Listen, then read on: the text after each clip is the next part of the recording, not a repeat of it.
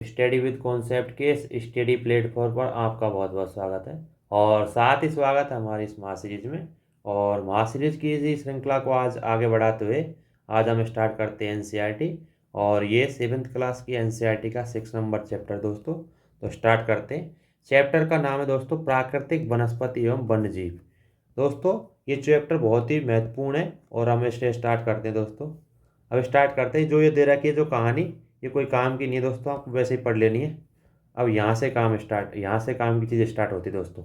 देखो दोस्तों, यहाँ से स्टार्ट होता है कि स्थल की ऊंचाई वनस्पति की विशेषता जो होती है वो एक दूसरे से संबंधित होती है। कहने का मतलब है कि यदि किसी क्षेत्र में ऊंचाई ज़्यादा है उसके हिसाब से वहाँ की वनस्पति भी निर्भर करती है। और इसके अलावा जलवायु का भी मतलब योगदान होता है इस चीज़ में।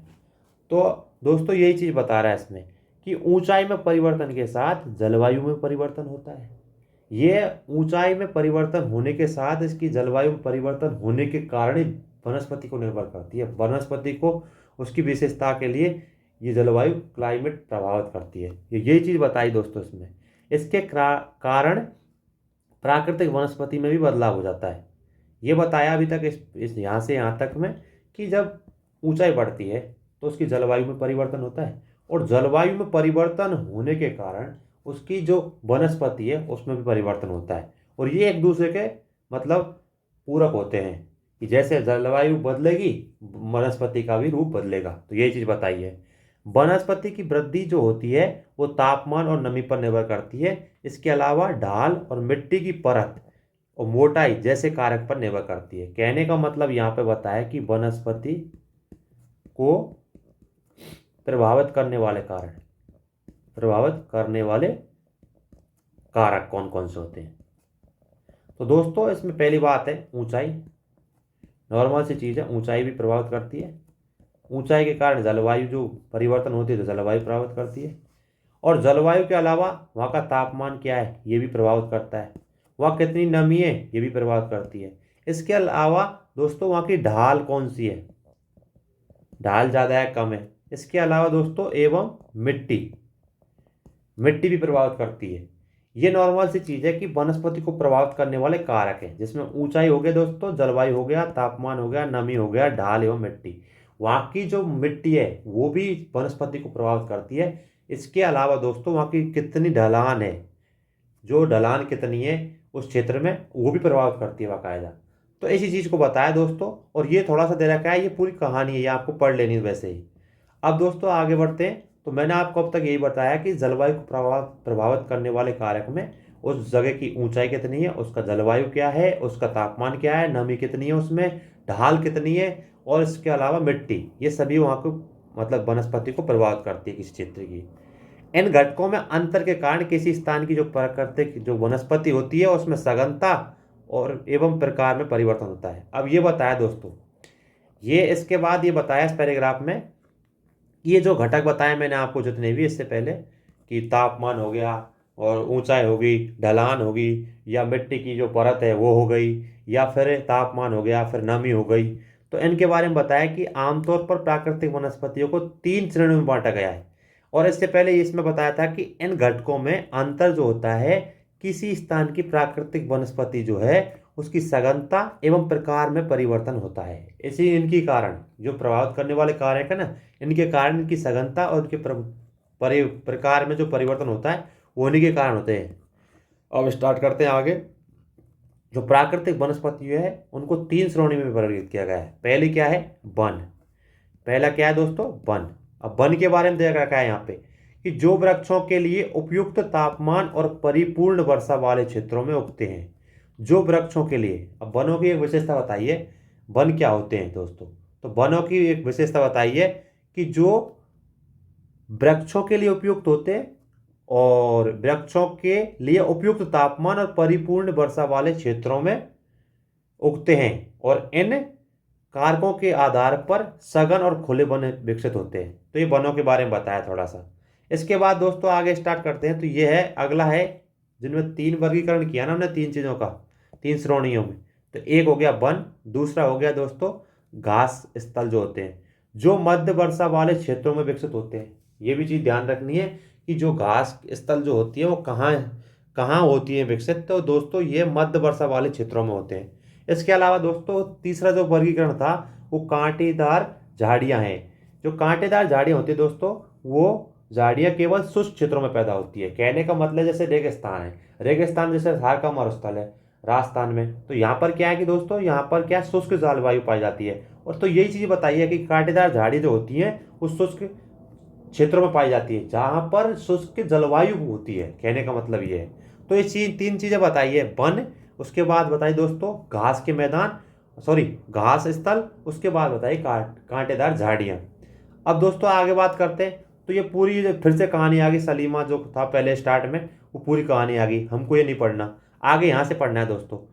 कि प्राकृतिक जो वनस्पति होती है दोस्तों, वो बताया कि प्राकृतिक वनस्पतियों के प्रकार में बदलाव का मुख्य कारण होती है जलवायु का बदलाव। यहाँ भी यही बात बताई है कि वनस्पति जो प्राकृतिक वनस्पति जो होती है वो परिवर्तन किसके कारण होती है, प्राकृतिक वनस्पति होती है जलवायु के कारण परिवर्तन। जो भी परिवर्तन होता है वो जलवायु का परिवर्तन होता है, उसी की वजह से प्राकृतिक जो वनस्पति है उनमें परिवर्तन होता है जलवायु के बदलाव के कारण। और फिर ये आगे दे रखा है कि आइए हम विश्व के विभिन्न प्रकार की प्राकृतिक जो वनस्पति है उनके गुण, उनके प्रवास के कारण अन्य जो वन्य जीवों की जानकारी प्राप्त करें। अब दोस्तों ये बात करते हैं वन। अब वन कितने प्रकार के, ये आगे बात करेंगे। इससे पहले दोस्तों बॉक्स दे रखा है, ये बॉक्स दे रखा है, इसको पढ़ लेना है। और ये जो बॉक्स दे रखा है दोस्तों, ये एनसीईआरटी में सबसे महत्वपूर्ण बॉक्स होते हैं क्योंकि इनसे प्रीलिम्स में क्वेश्चन पूछे जाते हैं। तो देखो दोस्तों पीसीएस में भी क्वेश्चन पूछे गए हैं, सीधा एनसीईआरटी की जो बॉक्स है उनसे भी क्वेश्चन पूछे गए हैं। इसलिए आपको सबसे पहली बात ध्यान रखनी दोस्तों कि हम इन बॉक्सों को बिल्कुल ना छोड़ें, बिल्कुल नज़रअंदाज ना करें। तो स्टार्ट करते हैं इस बॉक्स को कि क्या आप जानते हैं, ये क्वेश्चन पूछ रहा है आपसे, क्या आप जानते हैं। और फिर बॉक्स दे रखा है कि ब्राजील के जो उष्णकटिबंधीय वन है वो सदाबहार वन होते हैं और इतने विशाल होते हैं कि ये पृथ्वी के फेफड़े की तरह प्रतीत होते हैं, इसलिए इन्हें हम पृथ्वी का फेफड़ा भी कहते हैं। इन वनों को पृथ्वी का फेफड़ा इसलिए कहते हैं क्योंकि इतने सघन होते हैं ये वन कि यहाँ पर कुछ भी चीज़ें दिखाई नहीं देती और ये फेफड़े की तरह होती है, मतलब बिल्कुल दिखाई नहीं देता। तो कहाँ की बात करें दोस्तों, तो ब्राजील के जो उष्णकटिबंधीय सदाबहार वन है उनको पृथ्वी का फेफड़ा कहते हैं। अगर क्वेश्चन में फैक्ट में प्री में क्वेश्चन में यह आ जाए कि ब्राजील के मतलब ऐसे क्वेश्चन करके आ जाए कि ब्राजील के उष्णकटिबंध सदाबहार वन पृथ्वी के फेफड़े हैं, ऐसे स्टेटमेंट करके आ जाए, क्योंकि आपको स्टेटमेंट कुछ भी आ सकता है दोस्तों। और सबसे बड़ी क्या बात है कि आप एनसीईआरटी पढ़े तो खुद ही क्वेश्चन एमसीक्यू क्वेश्चन खुद ही निकालो, अपने माइंड में मतलब क्वेश्चन को बनाओ, तभी आपको समझ में आएगा कि एनसीईआरटी का महत्व क्या है दोस्तों। बाकायदा एनसीईआरटी की जो क्वेश्चन है प्रीलिम्स में पूछे गए हैं उस पर, बट इसमें प्रॉब्लम क्या होती है दोस्तों कि जो जो क्वेश्चन पूछे गए हैं उनकी थोड़ी टर्मिनोलॉजी को बदल दिया गया है, बस यही अंतर है दोस्तों। तो स्टार्ट करते हैं वन को। तो पहला है दोस्तों उष्णकटिबंधीय सदाबहार वन, उष्णकटिबंधीय सदाबहार वन। अब इन वनों की जो विशेषता रखी है वो बड़ी ध्यान रखनी है और इनमें कौन कौन से वृक्ष पाए जाते हैं इनको ध्यान रखना है। तो दोस्तों अब आगे बढ़ते हैं उष्णकटिबंधीय सदाबहार वन में कि इन वनों को उष्णकटिबंधीय सदाबहार वन कहते हैं। ये घने वन होते हैं और भूमध्य रेखा एवं उष्णकटिबंधीय जो क्षेत्र होते हैं वह पाए जाते हैं। तो पहली बात क्या हुई कि इन वनों को क्या कहते हैं, उष्णकटिबंधीय वर्षा वन। एक उष्णकटिबंधीय सदाबहार वन तो कहते हैं, इसके अलावा इन्हें उष्णकटिबंधीय वर्षा वन कहते हैं क्योंकि यहाँ पर दोपहर के बाद वर्षा होती है और दोपहर से पहले बहुत जबरदस्त गर्मी पड़ती है, तो इसलिए कहते हैं वर्षा वन। और ये इतने घने घने होते हैं पहली बात तो, और दूसरी बात भूमध्य रेखा और उष्णकटिबंधीयों के पास पाए जाते हैं। कहाँ पाए जाते हैं पहले ये देख लो। तो ये दे रखा है दोस्तों कि ये वन जो होते हैं भूमध्य रेखा और उष्णकटिबंध के पास पाए जाते हैं और ये गर्म होते हैं एवं पूरे वर्ष जो यहाँ पर अत्यधिक वर्षा होती है। ये बात बता दी मैंने जो आपको पहले बताई है। चूँकि यहाँ का मौसम कभी शुष्क नहीं होता इसलिए यहाँ के पेड़ों की जो पत्तियाँ होती है दोस्तों वो पूरी तरह नहीं झड़ती। कहने का मतलब यह है यहाँ बरसात होती रहती है, जिस वजह से क्या है कि पेड़ों की जो पत्तियाँ होती है वो क्या होती है, हरी भरी होती है पूरे वर्ष। तो ये चीज़ बताइए कि पेड़ों की जो पत्तियाँ होती है पूरी तरह नहीं झड़ती, इसलिए इन्हें सदाबहार कहते हैं। और नहीं झड़ने के कारण ही, पत्तियों का न झड़ना ही इनका जो सदाबहार वन कहलाने का कारण है। और वर्षा वन का कारण यह है कि यहाँ पर हमेशा वर्षा होती रहती है, तो यही बताया है। काफ़ी घने वृक्षों की मोटी बेतान के कारण दिन के समय सूर्य की प्रकाश अंदर तक नहीं जाता। अब ये जो है इनकी जो वो क्या बोलते हैं पत्तियां जो होती है बहुत ही मोटी होती है, तो इनके कारण क्या है कि जो सूर्य का प्रकाश नीचे तक नहीं जा पाता। और यही कारण है कि मतलब यहाँ पर क्या है कि ये जिनकी पत्तियां फिर भी हरी भरी रहती हैं और बरसात होती रहती है, तो ये दोनों का कारण क्या है कि ये वन घने घने मतलब घने होते हैं। कहने का मतलब ये है कि ये जो वन है इनमें क्या है, सूर्य का प्रकाश पूरी तक नहीं पहुंच पाता, नीचे तक पानी नीचे तक जमीन नहीं दिख पाती, क्योंकि ये ऊंचाई में होते हैं। उनकी जो पत्तियां होती हैं बहुत ही बड़ी होती हैं, चौड़ी होती हैं, यही बताया है। आमतौर पर यहाँ पर दृढ़ काष्ठ वृक्ष जैसे, अब देखो दोस्तों ये वृक्षों के नाम बता दिए, राजवुड, आबनूस, आबनूस के बाद महोगनी आदि पाए जाते हैं। तो कहने का मतलब दोस्तों इसमें क्या क्या चीज़ बताई है, अब बताता हूँ उसके बारे में। उष्णकटिबंधीय वन के बारे में, सदाबहार जो वन है इनके बारे में बताता हूँ आपको। उष्ण कटिबंधीय सदाबहार वन, इनको ही हम दोस्तों उष्ण कटिबंधीय जो वर्षा वन है इन्हीं को कहते हैं सदाबहार वनों को ही। पहली बात, इसमें कौन कौन से वृक्ष पाए जाते हैं, ये चीज़ दे रखी है राजवुड वगैरह। तो इसमें पाए जाते हैं दोस्तों वृक्ष, वृक्ष लिख लेना है आपको, ये चीज़ ध्यान रखनी दोस्तों, ये क्वेश्चन आते हैं। तो इसमें राजवुड होता है, आबनूस होता है, उसके बाद महोगनी होता है, तीन तो ही हो गया, महोगनी। ये तो इनके वृक्ष हो गए इसमें जो पाए जाते हैं। इसमें एक चीज़ और नहीं बताई, और मैं आपको बता देता हूँ कि यहाँ की जो वर्षा सबसे ज़्यादा वर्षा होती है, यहाँ होती है 200 से 400 सेंटीमीटर, ये वर्ष भर होती है दोस्तों। और जो इनकी जो घने बेतान होते हैं मतलब पत्तियां घनी होती हैं। इसके अलावा दोस्तों इनकी जो जड़ें होती हैं वो कम गहरी होती हैं, ठीक है। पत्तियां जो होती हैं वो चौड़ी होती हैं, जड़ें कम गहरी, पत्तियां चौड़ी होती हैं, और तना कठोर होता है। ये इसकी विशेषता है वनों की, वह लंबा, तना कठोर व लंबा होता है, ये चीज़ बताइए। इसके अलावा जो ये वन होते हैं दोस्तों, ये विश्व के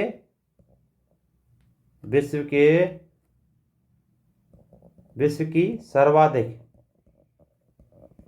जैव विविधता वाला क्षेत्र है। और इसमें कौन कौन से क्षेत्र आते हैं दोस्तों, तो हमको बताया उष्णकटिबंधीय क्षेत्र में कौन कौन से आते हैं। तो हमको इसमें चीज़ बताई कि भूमध्य रेखा और उष्णकटिबंध के पास से। तो इसमें कौन कौन क्षेत्र आता है, एक तो आता है दोस्तों अमेजोन, जो अमेजोन के जंगल हैं, अमेजोन वन। और दूसरा होता है कांगो, क्योंकि भूमध्य उष्णकटिबंधीय रेखा पर ही है, कांगो बेसिन। उसके बाद दोस्तों इंडोनेशिया वाला क्षेत्र, उसके अलावा दोस्तों मलेशिया वाला क्षेत्र, ये सभी क्षेत्र आते हैं। तो कहने का मतलब है इन वनों की जो क्या बोलते हैं विशेषताएं, तो ऐसे आपको लिख लेना है कि वृक्ष कौन कौन से पाए जाते हैं, कि राजवुड, महोगनी, आवानूस।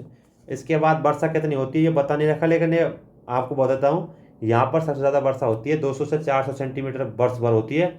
इसके अलावा जो इनकी जो पत्ते होते हैं वो बड़े घने होते हैं, और जड़ें कम गहरी होती हैं, पत्तियाँ चौड़ी होती हैं, तना मोटा और कठोर होता है, लंबा और कठोर होता है, सॉरी। विश्व की सर्वाधिक जो जैव विविधता है इसी क्षेत्र में पाई जाती है, और उस क्षेत्र में फिर भी बताया गया है कि उष्णकटिबंधीय क्षेत्र है।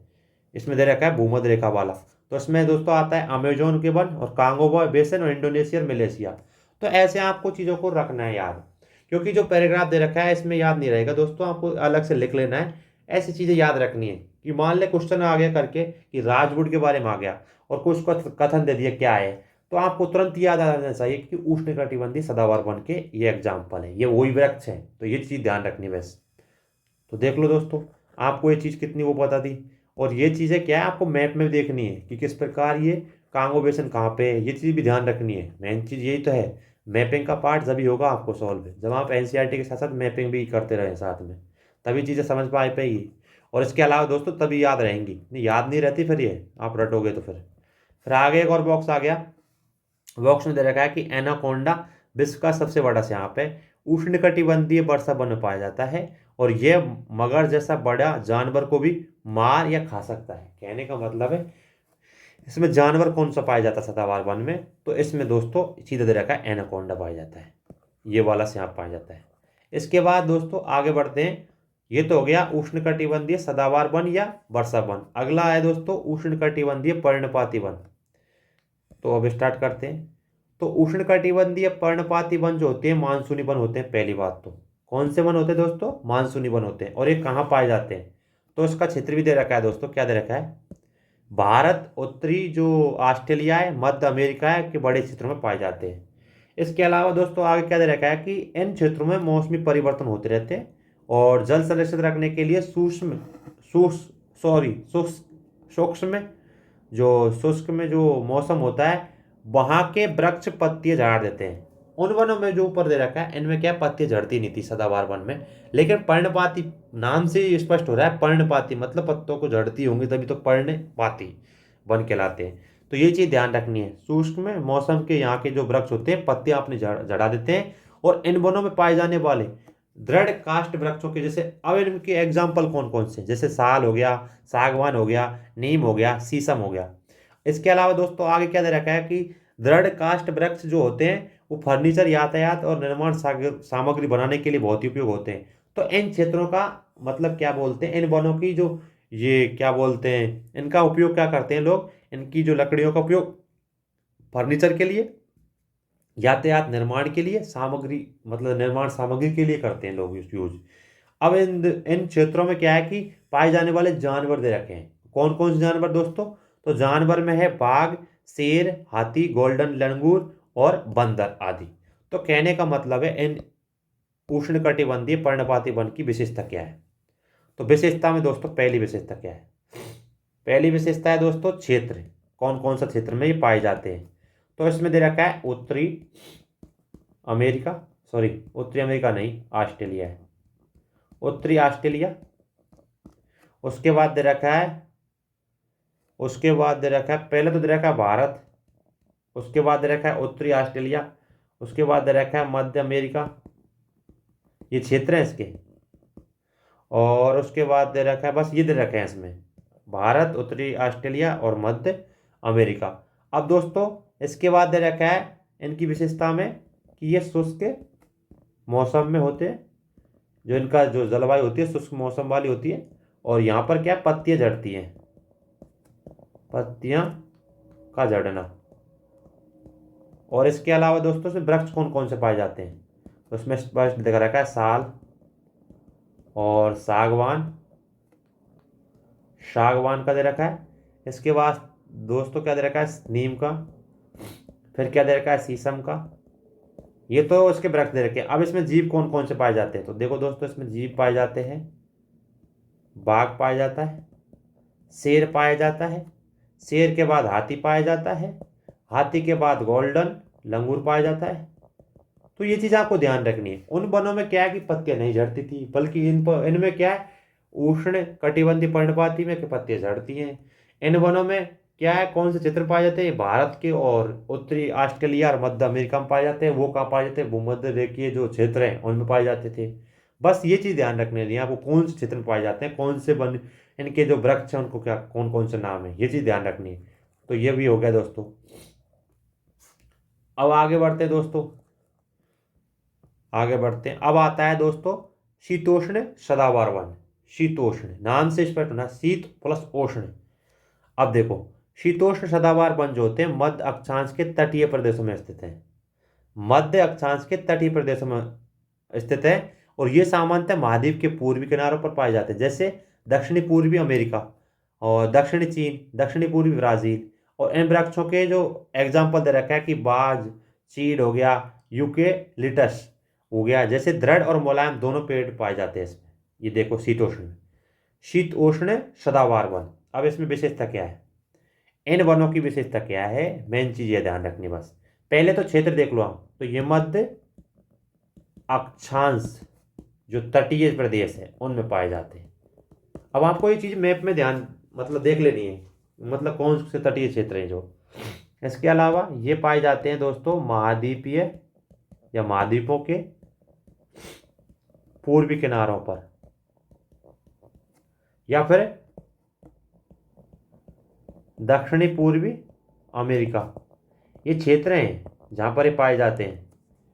इसके अलावा दोस्तों दक्षिणी चीन में पाए जाते हैं, और इसके अलावा क्या है दोस्तों, सॉरी, हाँ, दक्षिणी चीन में तो पाए जाते हैं, ये दे रखा है यहाँ पे, दक्षिणी चीन पाए जाते हैं। इसके अलावा दोस्तों ये पाए जाते हैं दक्षिण पूर्वी एशिया में पाए जाते हैं, दक्षिणी पूर्वी एशिया में नहीं, दक्षिणी पूर्वी अमेरिका में है। ये चीज़ भी ध्यान रखनी है, दक्षिणी पूर्वी अमेरिका में पाए जाते हैं। अब दोस्तों इसमें वृक्ष कौन कौन से होते हैं, ये आपको सब चीज़ें दे रखी है ना एनसीईआरटी में, ये दे रखी है आपको, दे सब कुछ दे रखा है। बट आपको क्या करना है दोस्तों, इनको एक बार लिख लेना है और थोड़ी माइंड मैपिंग कर लेनी है। माइंड में तुरंत ही आपको ना मैप में जाकर देख लेना है उन क्षेत्रों को। तो इसमें दोस्तों दे रखा है चीड़, दे रखा है वृक्ष में। चीड़ के बाद दे रखा है दोस्तों यूके लिटस, ये सब दे रखा है, मैंने कुछ नहीं लिखा इसमें सलग।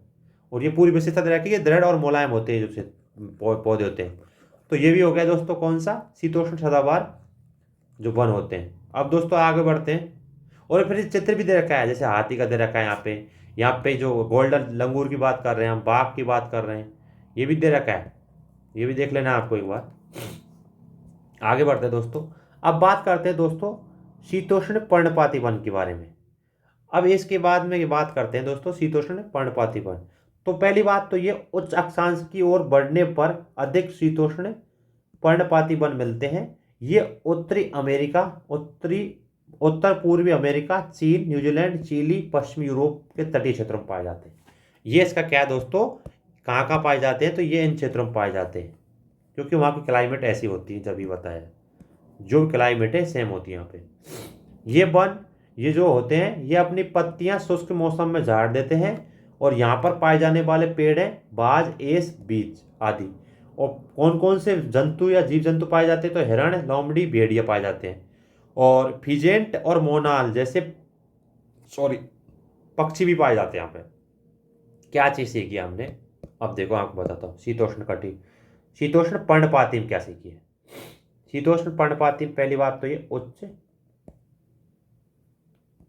ये ऊपर वाला था मध्य अक्षांश में, देख लो ये मध्य अक्षांश में था शीतोष्ण सदाबहार। अब बात कर रहे हैं पर्णपाती की, तो ये क्या है, उच्च अक्षांशों की ओर होते इनका विस्तार, ठीक है। दूसरी बात, ये उत्तरी और पूर्वी अमेरिका में पाए जाते हैं। और इसके अलावा ये चीन, न्यूजीलैंड और पश्चिमी यूरोप में पाए जाते हैं। ये चीज़ दे रखी है यहाँ पे, और चिली ये वगैरह वगैरह सब में दे रखा है। बट इसकी जो पत्तियाँ होती है दोस्तों, पत्तियाँ कब होती हैं, तो पत्तियाँ शुष्क मौसम में झड़ जाती हैं, पत्तियों का शुष्क मौसम में झड़ना। वृक्ष कौन कौन से होते हैं दोस्तों इसमें, तो इसमें होता है बाज, एस और बीज। ये वृक्ष है यहाँ के, ये दे रखा है यहाँ पे जो वृक्ष दे रखा है। लेकिन मेन चीज क्या है, हम जीव जंतु कौन कौन से पाए जाते हैं, जीव जंतु। तो यहाँ पे पाए जाते हैं दोस्तों हिरण, लोमड़ी पाई जाती है, हिरण के बाद लोमड़ी, लोमड़ी के बाद भेड़िया। अब इसमें पक्षी कौन से पाए जाते हैं, ये भी और ध्यान रखना है। इनमें पक्षी पाए जाते हैं फिजेंट, और एक पाया जाता है दोस्तों मोनाल। ये चीज ध्यान रखनी है। इसमें पूरे पैराग्राफ में क्या था, कौन सा क्षेत्र है, कौन से वृक्ष है, और कौन सी जब जंतु है, कौन से पक्षी है, बस ये चीज ध्यान रखनी है पूरी। और यही चीज आपको मैप में ध्यान रखनी है, बस ये चीज आपको ध्यान है, इनकी विशेषता ध्यान है, इनके वृक्ष ध्यान है, तो आप प्री और मेंस में कोई भी क्वेश्चन आएगा आप हैंडल कर लेंगे दोस्तों। तो ये चीज़ है बस। और देख लो ये फिजेंट और ये मोनाल है, इनके चित्र भी दे रखे हैं, पूरे चित्र दे रखे हैं। तो ये भी आपको समझ लेने भाई कौन कौन सी मोनाल क्या होते हैं, मतलब दिख रहा है यहाँ पे पक्षी होते हैं कैसे होते हैं, ये देख लेना है। तो शीतोष्ण पर्णपाती वन जो हैं उनके बारे में बता दें आपको। कोई भी वन पढ़ो, कैसे वन पढ़ो, आपको वहाँ की जलवायु, कौन सा क्षेत्र है, कौन से वृक्ष है, कौन सी पशु पक्षी है, कौन सा वहाँ का वृक्ष है, सॉरी वो पक्षी कौन सा है वहाँ का, ये ध्यान रखना है। अब आगे आते हैं दोस्तों, तो आगे दे रखा है भूमध्य सागरीय वन। तो आप जान चुके होंगे कि भूमध्य जो महाद्वीपों के पूर्वी और उत्तर पूर्वी किनारों पर अधिकांश भाग शीतोष्ण सदाबहार एवं पर्णपाती वनों से ढके होते हैं। ये पहले बताया, वही चीज़ अब बताइए। और महाद्वीपों के पश्चिमी एवं दक्षिणी पूर्वी किनारे भिन्न भिन्न होते हैं। ये मतलब थोड़ी सी पहले एक चीज़ बता दी पूरी। अब आगे बढ़ते हैं कि जहाँ यहाँ भूमध्य सागरीय वनस्पति पाई जाती है, यह अधिकतर यूरोप, अफ्रीका, एशिया के भूमध्य सागर के समीप वाले प्रदेशों में पाए जाते हैं। ये जो वनस्पति है, इसलिए इनका नाम भूमध्य सागरीय वनस्पति है। और ये वनस्पति भूमध्य सागर के बाहरी प्रदेश जैसे संयुक्त राज्य अमेरिका के कैलिफोर्निया, दक्षिणी पश्चिमी अफ्रीका, दक्षिणी पश्चिमी और दक्षिणी अमेरिका, दक्षिणी पश्चिमी ऑस्ट्रेलिया, ये क्षेत्र बताए हैं यहाँ पे। इसके अलावा दोस्तों इन प्रदेशों में गर्म शुष्क ग्रीष्म वर्षा वाले मृदु शीत ऋतु पाई जाती है। और इन क्षेत्रों में आमतौर पर संतरा, अंजीर, जैतून, अंगूर पाए जाते हैं। और नींबू वंश सिट्रस के फल पैदा होते हैं यहाँ पे। भूमध्य सागरीय जो जलवायु है उसी की वजह से यहाँ पर वही वनस्पति पाई जाती है, क्योंकि लोगों की अपनी इच्छा अनुसार कृषि करने के लिए यहाँ प्राकृतिक वनस्पति हटा दी जाती है और वहाँ वन्य जीव कम होते हैं। कहने का मतलब है पूरी जो बताई है ना मैंने आपको, इसमें विशेषता बताता हूँ आपको। पहली बात तो ये कि महाद्वीपों के पश्चिमी व दक्षिण पश्चिमी किनारे, अब इसमें बताया भूमध्य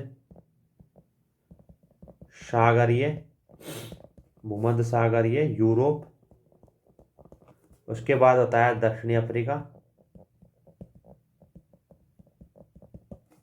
उसके बाद बताया है कैलिफोर्निया। यूएसए में कौन सा जगह, तो कैलिफोर्निया वाला। और दक्षिणी चिली। ये चीज़ बताइए कि यहाँ पाए जाते हैं। इसके अलावा दोस्तों, इसके अलावा सबसे बड़ी बात है यहाँ पे, तो यहाँ ग्रीष्म मेन चीज़ क्या है यहाँ पे, जो ग्रीष्म कालीन शुष्कता के कारण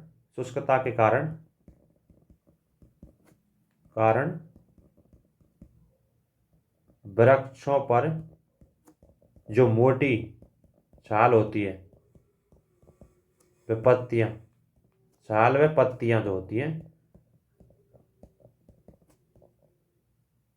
वो वाष्पो उत्सर्जन को रोकती हैं। ये इसकी सबसे बड़ी विशेषता है। और यहाँ पे क्या है दोस्तों, ये भूमध्य सागरीय जो वनस्पति है, यहाँ पे क्या है कि फलों की कृषि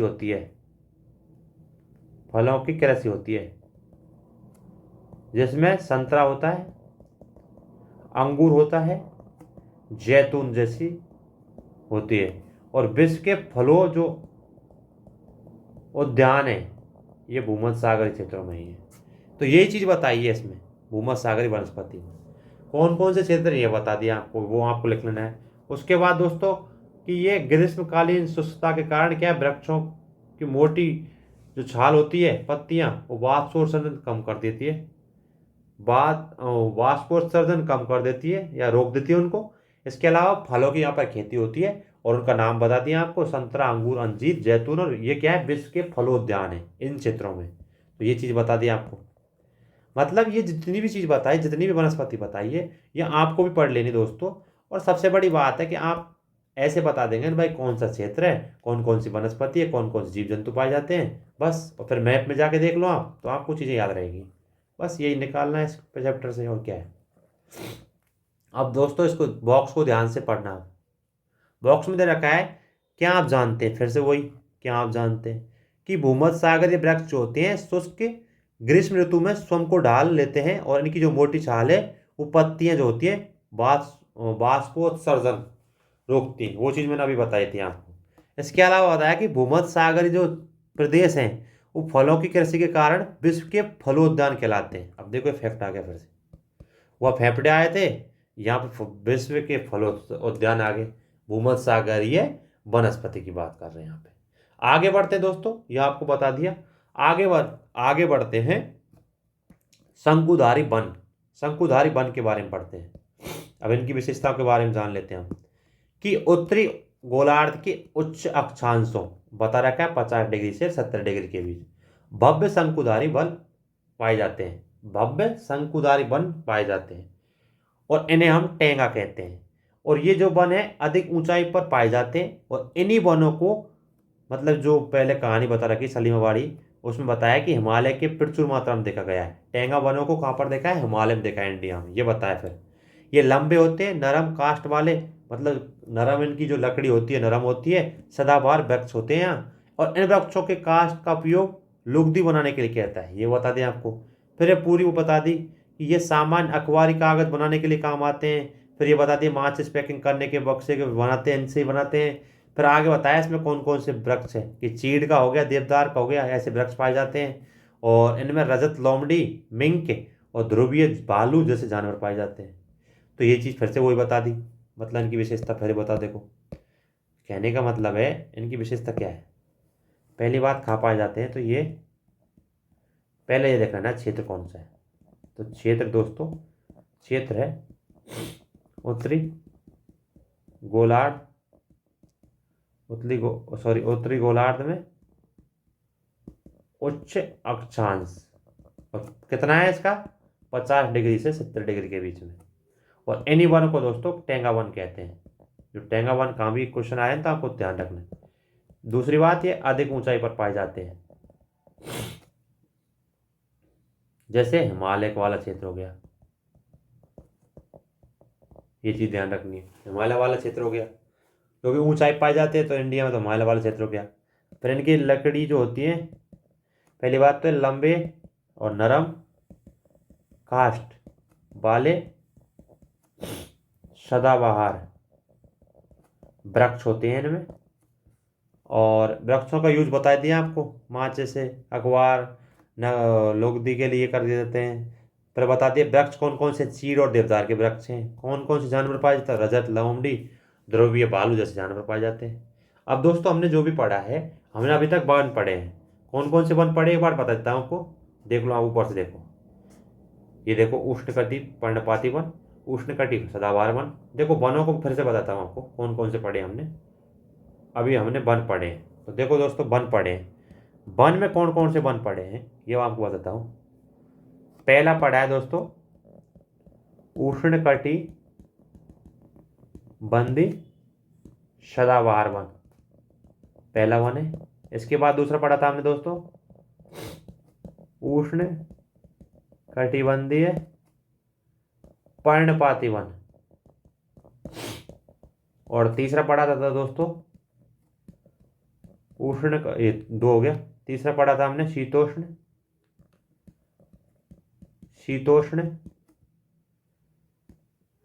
सदाबहार वन। और चौथा पढ़ा दोस्तों हमने शीतोष्ण पर्णपाती वन। और जो पांचवा पढ़ा वो पढ़ा है हमने भूमध्य सागरीय वनस्पति।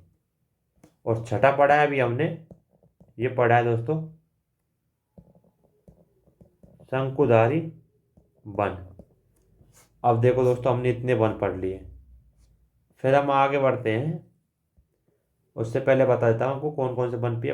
उष्ण कटिबंधी सदाबहार वाला है, फिर पर्णपाती वाला, फिर शीतोष्ण सदाबहार वन, शीतोष्ण पर्णपाती वन, भूमध्य सागरीय वनस्पति और शंकुधारी वन। ये हमने अभी तक वन पढ़े दोस्तों, ठीक है। अब आगे बढ़ते हैं दोस्तों। इससे पहले एक बॉक्स को देख लेते हैं, ये भी बहुत महत्वपूर्ण है। रूसी भाषा में टेंगा का अर्थ होता है शुद्ध या अनछुआ, ये दे रखा है थोड़ा सा बॉक्स। इसके बाद में हम मतलब अभी तक हमने वन पढ़े। अब दोस्तों हम आगे पढ़ते हैं। ये आता है घास का स्थल, घास स्थल वाले वो आता है घास स्थल। तो घास स्थल में आता है पहला उष्णकटिबंधीय घास स्थल। अब घास स्थल में देखा है कि उष्णकटिबंधीय घास स्थल कौन से हैं। ये जो होते हैं वन भूमध्य रेखा के किसी तरफ उग जाते हैं और भूमध्य रेखा के दोनों ओर उष्णकटिबंधीय क्षेत्रों में फैले होते हैं। और इन वनस्पतियों में निम्न से मध्य वर्षा वाले क्षेत्र में पैदा होते हैं। और ये घास काफ़ी लंबी होती है, ऊंची होती है, 3 से 4 मीटर होती है इसकी ऊंचाई। और अफ्रीका का सवाना घास का स्थल इसी में पाया जाता है। और यहाँ पर जो घास के मैदान है इनमें हाथी, जेवरा, जराफ, हिरण, तेंदुआ पाए जाते हैं। तो कहने का मतलब है घास के मैदान में हमने देखा है अभी उष्ण कटिबंधीय घास का मैदान या घास स्थल होते हैं जो, तो ये निम्न व मध्य वर्षा वाले हैं, पहली बात तो। दूसरी, यहाँ पर जो घास पाई जाती है 3 से 4 मीटर ऊंचाई होती है उसकी। तीसरी, जो अफ्रीका का शबाना घास का मैदान है वो इसी में पाया जाता है। और ब्राज़ील में दोस्तों, ब्राज़ील में जो है ये कंपोज खिलाते हैं, कंपोज। और वेनेजुएला में लाओस कहलाते हैं। और इनमें हाथी और जेबरा जैसे, हिरण जैसे जानवर पाए जाते हैं। तो ये चीज़ बताइए हमको उष्णकटिबंधीय घास के मैदानों के बारे में। ये पूरी चीज़ क्या बताइए, कौन कौन से क्षेत्र में कि निम्न मध्य वर्षा वाले क्षेत्र है, 3 से 4 मीटर इनकी ऊंचाई होती है घास की। अफ्रीका का सवाना घास का मैदान, ब्राज़ील का कंपोज, वेनेजुएला का लाओस, और कौन कौन से वो पाए जाते हैं जंतु, तो हाथी, जेबरा, हिरण पाए जाते हैं। अब दोस्तों आगे बढ़ते हैं, शीतोष्ण घास के मैदान की बात या घास स्थल की बात कर देते हैं हम। तो ये मध्य अक्षांशीय क्षेत्रों में महाद्वीपों के भीतरी भागों में पाए जाते हैं। और यहाँ घास आमतौर पर छोटी और पौष्टिक होती है। और जो शीतोष्ण प्रदेशों में सामान्यतः जंगली भैंस और बाइसन या फिर ये क्या है, एंटीलोप, ये जानवर पाए जाते हैं।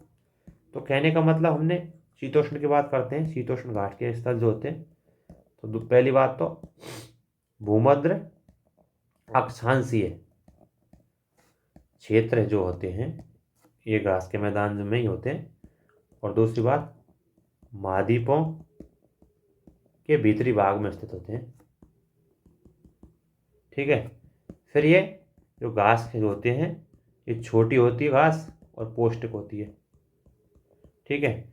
और इनमें पाए जाते हैं जंगली भैंस पाई जाती है, और बाइसन पाई जाती है, और एंटीलोप पाई जाती है। यह इसकी विशेषता हो गई, ये आपको पढ़ लेनी है। तो ऐसे आपको छाट लेनी है चीज़ों को, कौन कौन से पाए जाते हैं घास के मैदान, कौन कौन से, बस ये चीज़ ध्यान रखनी है। इसके अलावा दोस्तों आगे बढ़ते हैं हम, ये आते हैं कटिबंधीय, सॉरी, कटीली झाड़ियाँ आती हैं। फिर ये आगे आएगा थोड़ा सा, फिर ये चैप्टर खत्म हो जाएगा। तो कटिबंधीय जिनके बारे में पढ़ लेते हैं, झाड़ियों के बारे में। ये शुष्क रेगिस्तान जैसे प्रदेशों में पाई जाती हैं, और उष्ण कटिबंधीय रेगिस्तान महाद्वीपों के पश्चिमी किनारों पर पाए जाते हैं। एक चीज़ और ध्यान रखनी दोस्तों, आप जब मैप देखेंगे तो आप पाएंगे कि रेगिस्तान जो पाए जाते हैं उष्णकटिबंधीय रेगिस्तान, वो महाद्वीपों के पश्चिमी तट पर पाए जाते हैं। ये विशेष चीज़ ध्यान रखनी है आपको। और सिर्फ गर्मी और बहुत कम वर्षा के कारण ये वनस्पतियाँ बहुत कम ही होती हैं इनमें, यही बताया आपको। अब इसके अलावा दोस्तों ये मरुस्थलीय क्षेत्रों के बारे में बता दिया, उनमें कटील झाड़ी पाई जाती है। इसके अलावा दोस्तों ये जो बॉक्स दे रखा है ये आपको बड़ा ध्यान रखना है, ये बहुत ही महत्वपूर्ण बॉक्स है दोस्तों। प्रीलिम्स में क्वेश्चन जरूर आएंगे इससे, इसमें कोई फैक्ट करके क्वेश्चन आ जाएगा, या फिर आप जब पीसीएस का एग्जाम देंगे दोस्तों उनमें भी क्वेश्चन इसी से मिल जाएंगे आपको। इसमें दे रखा है कि विभिन्न प्रदेशों में घास के स्थल जो हैं वो आपको अभी हमने बताए थे, उनको नाम दिए गए हैं। जैसे उष्णकटिबंधीय घास के मैदान दे रखे हैं, इनमें उनका नाम दे रखा है कि पूर्वी अफ्रीका में सवाना घास के मैदान कहलाते हैं, ब्राज़ील में कंपोज, वेनेजुएला में लानोस, इसी प्रकार शीतोष्ण कटिबंधीय में अर्जेंटीना में पेम्पास, उत्तरी अमेरिका में प्रेरी, दक्षिणी अफ्रीका में बेल्ड और विल्ड, और मध्य एशिया में स्टेपी, और ऑस्ट्रेलिया में डान। तो ये चीज़ आपको ध्यान रखनी है, बस यही चीज़ थी इसमें सबसे महत्वपूर्ण बात। और ये आपको क्या फिर मैप में देख लेना है, मैप में तुरंत ही आपको लोकेट करना है खाली मैप लेके। अब इसी प्रकार दोस्तों टुंड्रा वन भी होते हैं। वो टुंड्रा वन क्या होते हैं दोस्तों, और इसी से क्वेश्चन भी आया था इस 2021 में शायद, कि लाइकेन जो है बिना मृदा के, मृदा मतलब मिट्टी के बिना पाई जाती है, कुछ ऐसा क्वेश्चन था, मुझे अभी एग्जैक्ट याद नहीं है, बट यही क्वेश्चन था, टुंड्रा वनों से था। ये टुंड्रा वन क्या होते हैं पूरे चैप्टर इसमें देख लेना आप, ये क्या बता रहा है इसमें, कुछ नहीं है। टुंड्रा एक बार बता देता हूँ, उसमें पढ़ लेते हैं कि अत्यधिक ठंडा मिल जहाँ पर होता है वहाँ सीमित वनस्पति मिलती है, और ये काई लाइकेन झाड़ियाँ जो पाई जाती है यहाँ पे टुंड्रा वनों में, जो उस क्षेत्र में ध्रुवीय वाले क्षेत्र में होता है। ये अल्पकालिक ग्रीष्म ऋतु के दौरान विकसित होते हैं, यानी टुंड्रा प्रकार के वनस्पति कहा जाता है। और ये वनस्पति यूरोप, एशिया और उत्तरी अमेरिका के ध्रुवीय प्रदेशों में पाई जाती है। और यहाँ जानवरों के शरीर पर मोटा फर और मोटी चमड़ी होती है। और यह ठंडी जलवायु को सुरक्षित रखती है, क्योंकि इनकी जो चमड़ी होती है उनकी वजह से, इनकी जो क्या बोलते हैं, इनकी जो चमड़ी होती है उसकी वजह से इनका शरीर बचा रहता है, यही बताया। और ठंडी जलवायु सुरक्षित करती है इनकी शरीर को। जैसे इसमें जानवर बताया, सील, बाइलस, बाइलस के बाद है कस्तूरी बैल, ध्रुवीय जो उल्लू होते हैं, ध्रुवीय भालू, बर्फीली लोमड़ी, ये चीज़ बताइए। तो कहने का बात यह है कि दोस्तों, जो टुंड्रा वन होते हैं वो, उनमें कौन कौन सी वो पाई जाती है। पहली बात तो वनस्पति कौन कौन सी पाई जाती है, तो इसमें दे दिया दोस्तों, इसमें दे दिया कथा अभी बताया आपको, लाइकेन और छोटी झाड़ियाँ, काई जिसे कहते हैं, काई व लाइकेन। पहली बात तो ये दी। दूसरी बात, ध्रुवीय क्षेत्र में जो जीव जंतु पाए जाते हैं, वो जीव जंतु पाए जाते हैं, सील हो गया, बालरस, बालरस के बाद ध्रुवीय भालू, फिर लोमड़ी, ये सभी पाए जाते हैं। ये चीज़ और ध्यान रखें, टुंड्रा वन कहाँ है। और दूसरी बात, ध्रुवीय प्रदेशों में पाए जाते हैं, तो ये आपको बता दिया ये भी। और ये बॉक्स आपको बहुत ज़्यादा ही महत्वपूर्ण है, इसको आपको रट लेना है। कोई भी एग्जाम आती है उसमें प्रीलिम्स फैक्ट भी आ सकते हैं दोस्तों, तो ये चीज़ें आपको ध्यान रखनी है। और जितनी भी आपने वनस्पति देखी है उनको जाके पहले मैप में देखो, कोई खाली मैप लो और उस खाली मैप पर उनको लोकेट करो, तभी आपको चीज़ें समझ पाएगी किस प्रकार वन जो है, किस प्रकार जलवायु की वजह से प्रभावित होते हैं, या फिर ऊंचाई की वजह से, या फिर उच्चावच की वजह से, या फिर तापमान की वजह से, ऐसे कोई भी जो प्रभावित करते हैं उनकी वजह से कैसे प्रभावित होते हैं, ये चीज़ें आपको ध्यान रखनी है दोस्तों। और ये पूरा चैप्टर खत्म हो गया। अब हमने वनस्पति के बारे में पढ़ा, घास के मैदान के बारे में, घास स्थल के बारे में, कटीली झाड़ियों के बारे में पढ़ा, और पूरा चैप्टर खत्म हो गया दोस्तों। आशा करता हूँ दोस्तों चीज़ें समझ में आई होगी। इसके अलावा दोस्तों, आप प्रीलिम्स की जो एग्जाम के पेपर हैं उनमें जाकर देखें किस प्रकार वनों से क्वेश्चन पूछे गए। 2021 में क्वेश्चन आया था, वो किसी मतलब एक पूरे वर्ड दे देता, पूरा एक मतलब ऐसे दे देता पैराग्राफ टाइप का, और क्वेश्चन पूछता है कौन सा वन है। ऐसे क्वेश्चन भी बहुत आते हैं दोस्तों। तो आशा करता हूँ दोस्तों ये आपको समझ में आया होगा, और धन्यवाद दोस्तों।